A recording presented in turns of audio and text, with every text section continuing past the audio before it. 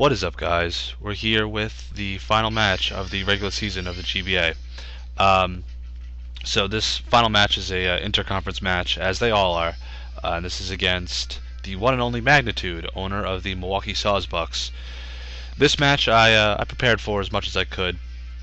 I figured, if I win this match, I'd be 5-5, which was my goal at around week 5, because if you guys recall, week 5 was about 2-3. And I wanted to, not 2-3. 2-3? Yeah, 2-3. And I wanted to end up at about 5-5. So I figured I had to go 3-2, and my goal was to finish at 500, because I figured, I don't want to be any worse. But yeah, I prepared, and I thought I did a pretty good job at being ready for this match. So we'll have to see how it goes. So he leads off with his Probo Pass. Now, this thing, I think I knew what Probo Pass did, and my Spirit Tomb, I had an idea for the Spirit Tomb. I thought he'd lead off something different. I should have expected Probo Pass, but that's whatever. I go into Charizard before Stealth Rocks, because, I want to be in 4 rocks. I don't want to take that damage for no reason. I Mega Evolve, as, I'm supposed to, and I thought he'd Volt Switch. I really did. I thought, he'd switch out, maybe get some momentum, but, he stays in, and I set up way too early, and he goes for Power Gem. And I thought maybe I'd take this a little bit better, but if he has investment into a special attack, that's one thing, or if not, then Charizard just can't take special hits.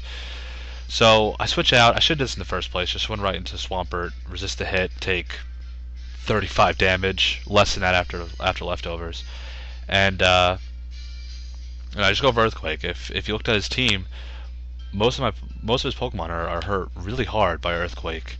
Hell, everything except Greninja don't want to take it, and even then Greninja probably 2 KO'd by the Swampert.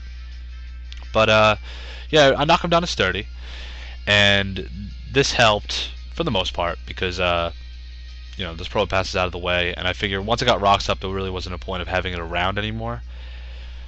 So he goes into his Greninja, and I smell the grass knot from like 10 miles away, and I switch out. Florges is obviously a really good switch in onto Greninja because takes special hits no problem. Even this thing is life orbed. I mean, with Protein, obviously it's gonna hit somewhat hard. I mean, that was a crit, and it didn't hurt as hard as I thought it would have.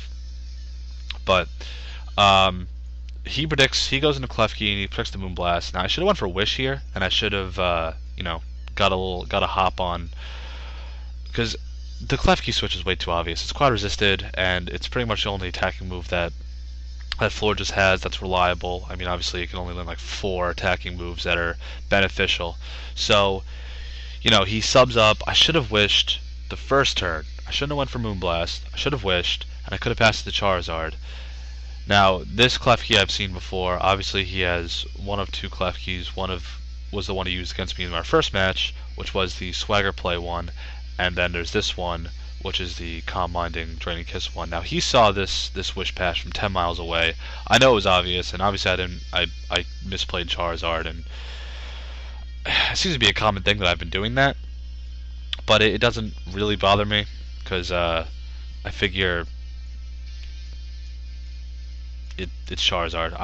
I messed up with Charizard a bunch of times this season, but I'll definitely either fix that or use a different Mega or whatever. Going to Swampert again, because this thing obviously is just the bane to his team, because most things here are weak to ground, and he knows that. He tries to get up another Calm Mind, and I think I break the sub. Actually no, next turn I break the sub with Earthquake, and actually after he goes for Draining Kiss. This thing's faster because this Swampert is just a max attack, max HP Swampert. Now, I don't put Assault Vest. I did that once already. I like having leftovers. It's reliable recovery. It gets I get 10% back, or how much? 8%? 8% back a turn, and it's nice because I can sustain a little better versus having Assault Vest. Yes, Assault Vest I'd be able to take that hit much nicer, but that's okay. I go for Earthquake. That's a lot, man. Like I was actually very much okay with how much damage that Earthquake did. And he goes for another Draining Kiss, and that does. I mean, he's doing reliable chunks to me, but it's not enough where he could take me out. And obviously, I just go for another Earthquake, and I take him out right there. So, arguably, his most annoying Pokemon is down, and from here, I'm not really worried about much. Now here, interesting play that goes on right here. He Mega Evolves into Ampharos. Now, my idea was, he obviously is not going to go for Dragon Pulse because Florges is an obvious switch on like it was last time, so I think he'll go for T-Bolt, and I'll stay in. And he was annoyed that I made this play. Like he was asking himself, and he was like annoyed. Why did I stay in? I had no reason to switch out. I mean, Florges obviously is a special wall, but I figured he wouldn't lock himself into Dragon Pulse because Florges was the obvious play, so he'd go for T-Bolt to get big damage. Now I kind of knew that, and I figured, why not?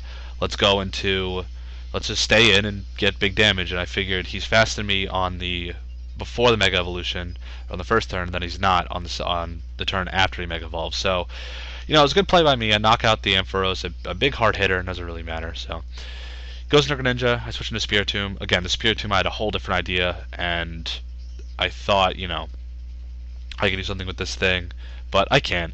If you were curious as to why I switched out when I had Klefki in, I didn't want to take a Draining Kiss, and I wasn't sure if any kind of status went through subs, because it does have Infiltrator, but I just, whatever. Spiritomb, again, it was a thing this season, but it's probably not going to be next season. Goes for Ice Beam. That is a lot. I mean, obviously it is Life Orbed, and I know that Florges could take another one, but Moonblast just takes it out clean, no problem. So Greninja takes out, my Spiritomb, but it's whatever. Obviously, I wasted 2 Pokemon this match. So he goes into Darmanitan. I protect to get some HP back, and just to see what he locks himself into, because I know that most Darmanitans are Scarfed, and I know what they're going to do, and I'm not exactly worried. He thought I would live this. No. Again, same thing I said in Shady's match. Florges can't take any kind of physical hit. I just let him knock me out. I want to get some HP up. He had like, 7 HP back, so he would take that in the recoil. Obviously, he doesn't take much at all. But that doesn't matter. Going to Starmie, and he's this is when I realized he was Scarfed, but I think I could take one of them. And because then I go into Psyshock. I forewent putting Hydro Pump on this thing because I thought he would bring Jellicent, and that was a mistake on my part. But I just want to get big damage off on this Darmanitan, and just to see what happens. And we're coming down to the end of the battle anyway. I figured I had this locked up because I had 2 Pokemon that could handle this and his Malamar. So he goes for Flare Blitz, and this thing, again, I figured it was going to hit really hard, but I figured it was quad resisted, Swampert can take it, and it can take it enough that I can get a hit on his Malamar when it comes in next, this upcoming turn. So he goes into Malamar, and I figure I could hit this thing with one hit. I can pick Waterfall, it's a good stab. Earthquake might have been the better play here, but I didn't care. I get damage off because I figure Mandibuzz can just clean up. Now here, this is funny because Malamar is not going to kill all season, and our last battle I burned it, and I killed it, and it wasn't able to kill anything. So I let it kill Swampert, man. I let Malamar get 1 kill this season. I figured it's the least I could do. So I go into Mandibuzz, and this is just a cleanup crew at this point because Mandibuzz can take a hit, a superpower, no problem. That's a +2, and then if it was neutral, it would still take it even better. And I would just go for Foul Play, which does anywhere between like 40 and 60%. So actually, at that point, +2 was 48 to 73%. Uninvested, it was 40 to 50%. So I was in the clear. So that was the match, guys. The last match of the Sharpedos season. It's a shame we didn't make the playoffs at 5-5, but after the beginning I kind of expected I wouldn't make playoffs, and I'm perfectly okay with that. This was an inaugural season. But the Sharpedos will learn from it. I wasn't really prepared my first few games, but I'm going to learn from it. I'm going to move on. I'm going to be a better team because of it. Prep better, play better, and win. That's it. So I thank you for sticking around throughout the season. Yeah, it was hazardous. Yeah, it was slow. Some bad plays, some bad matches, but I fought through, and I'm glad that I'm a part of the GBA. So you guys will see some other content, some other Wi-Fi battles from me as it goes, in the interseason, and I'll see you guys then. Thanks for watching. Sub, like, however it goes. I'll talk to you guys later. Thanks, guys. See ya.